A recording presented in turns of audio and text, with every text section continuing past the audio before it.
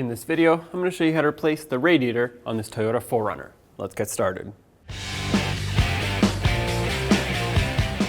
If you look in through the passenger side wheel well between the frame and this lower skid plate here, you'll see the petcock for the radiator drain right here. It's this plastic one. You're going to want to spin it counterclockwise to loosen it up.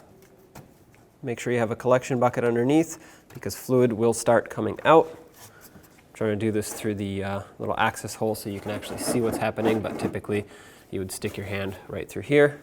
Don't pull it all the way out, just a little bit, just enough so the fluid can drain without actually making a mess and splashing everywhere. Once you turn it enough, that plug actually has a hole in it so it can direct the fluid right through the access port in the skid shield. So we'll just let it drain at this point until it's done.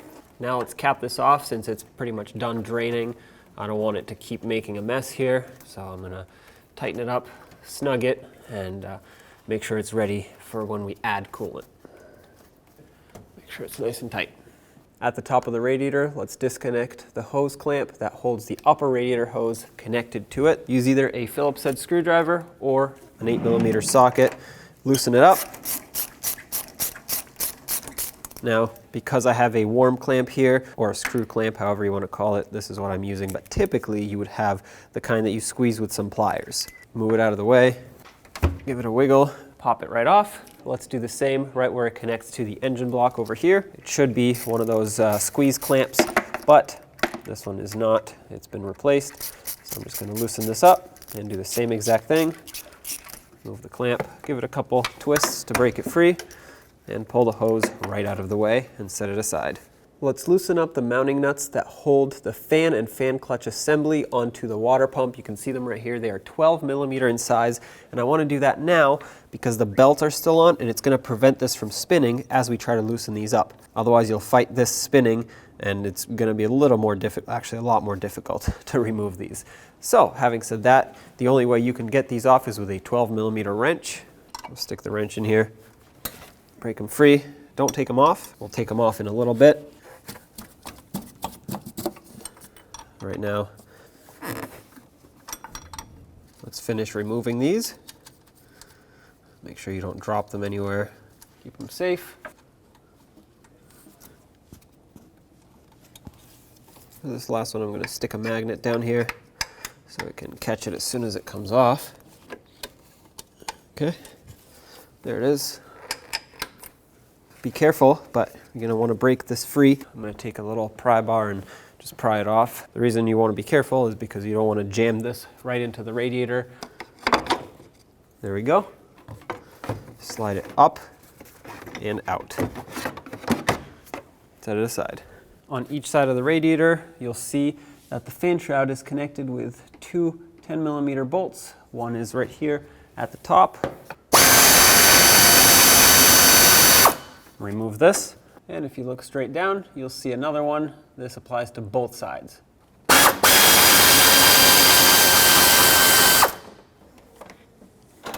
And same on the other side. Let's remove both.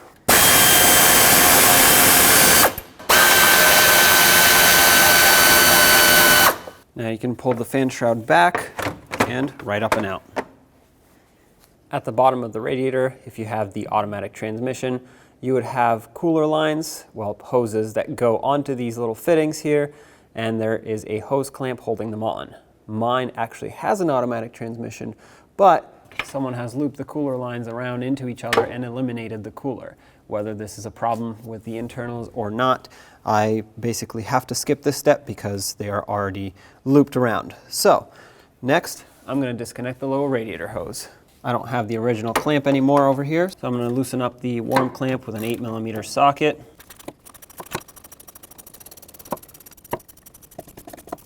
Get this out of the way. Twist the hose and pull it off. Make sure you have a collection bucket underneath because it will drain.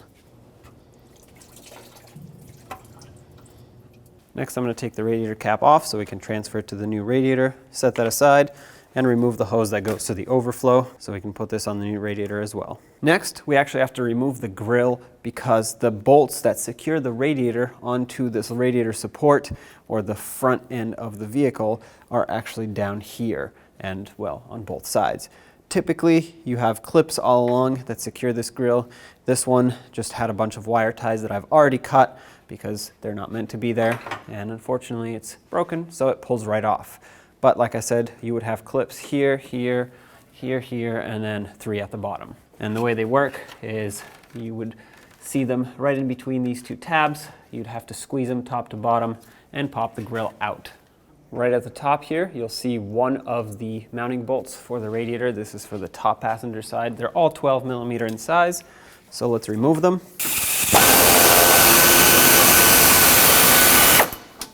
The lower one's a little tricky, but you can get in there, especially if you have an air ratchet or an electric ratchet. If not, it shouldn't be too tight. The other side is quite a bit easier to access.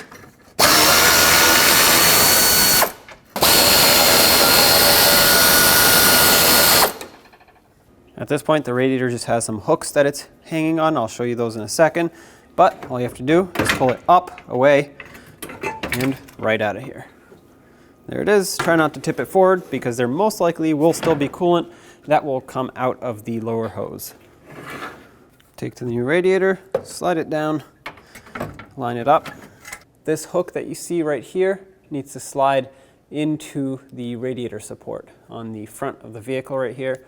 So basically, to get this done, you would line it up with the mounting holes for these hooks, and that's it. It just stays in place until you bolt it on. Put back the 4 mounting bolts for the radiator.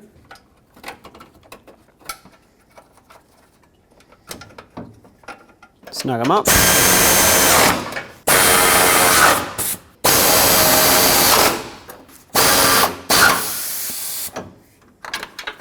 Okay, now it's secured. On each corner of the radiator where the fan shroud bolts on this new one, it comes with these J clips or J nuts, and we just want to slide them over like this so that the mounting bolts for the fan shroud have something to thread onto. Now let's reconnect the lower radiator hose, slide it over, and we'll tighten up the clamp. If you still have the original spring clamp and it's in good condition, of course, just reuse that. And if you have to use one of these worm clamps, just make sure you don't over tighten them because they do strip out, and once it does strip out, you have to replace it. Just make it nice and snug, a little bit of pressure on it, that's all it takes. Back to the transmission cooler, I will actually not be connecting this because the hoses I have are not even the right size for these fittings, so I'd have to replace hoses all the way back to the transmission. But if you have an automatic transmission in this vehicle, you should have already pulled off the hoses off of these fittings, and you can put them right back, slide the hose on, bottom it out, and put the hose clamp on so it's nice and tight. Let's reinstall the grill since we're done at the front here. Yours should clip back into place. I'm gonna have to resecure mine in different ways, but there you have it. Put the overflow hose back on, squeeze the clamp, slide it all the way down, and make sure this is seated. And let's temporarily put the radiator cap back on. Now grab the fan shroud and line it up with the radiator. Make sure you don't hit the fins of the radiator. And once it is lined up, let's just put the bolts in. I like to start the 2 top ones in first. That way the fan shroud is basically mostly held in place, and it's easier to line up the bottom 2 once those are started. And to tighten them up, I'm gonna do it by hand because I wanna make sure that they are snug but not over tightened, because you are actually squeezing down on the plastic fan shroud, and if you over tighten it, you can crack it, and then it won't sit properly. Here's a closer look at them. Top is tightened, the bottom all the way down there. This is the one that's most difficult to get to, also tight. Make sure the fan shroud is nice and flat right up against the radiator all the way around. And here's the driver's side, top and bottom. Slide the fan down. Make sure you don't smash your radiator with it.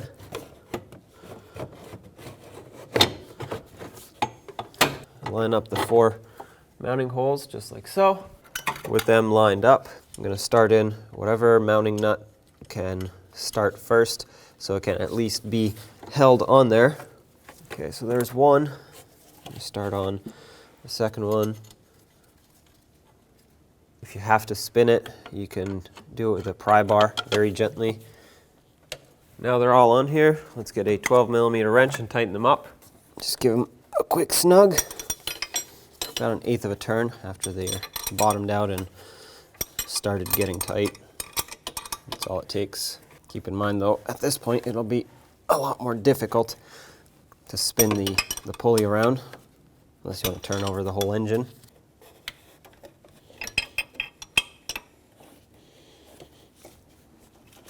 Okay, last one is right underneath.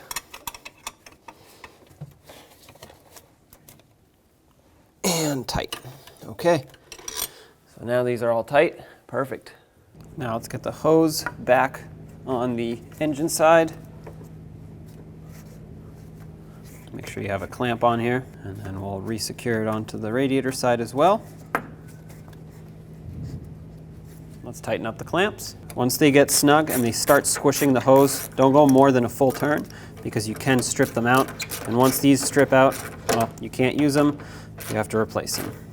They won't hold under pressure anymore. So right about there. Let's do the same to this one.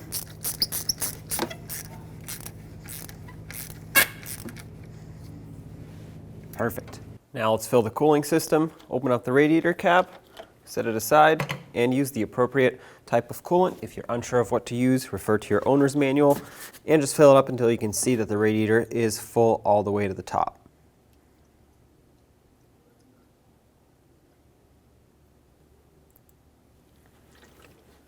There we go. Once the radiator has been completely filled, cap this off, move over to your overflow tank, pull this hose out with the cap, set it aside, and add the rest of your coolant in here. Make sure it's about halfway full. Any more than that, and it could expand too much, the coolant will come in here as it heats up so that it doesn't overflow from the radiator. This is basically the overflow from it. So if you put too much in, it'll actually start coming out. And if it's too little, it won't have enough to pull in as it needs to as it self-bleeds. Once you've added enough coolant here, cap this off, make sure it clicks on. And now with the coolant filled up, let's turn on the engine and bleed the system. Inside the vehicle, make sure that your temperature gauge is all the way up. Make it blow on the vents so you can actually feel the heat. Blower on low, you don't want it too high because it'll cool down too fast and it'll take too long for the engine to warm up. You want the AC off, and as it runs and warms up, pay attention to your temperature gauge and make sure it doesn't go past the halfway mark. Obviously, if it's getting up to the red in the overheating zone, shut it off, let it cool down. It's most likely an air pocket, and then start it again. And once you've completed that process, you're done. You can take it for a road test. When only the best will do, demand TRQ.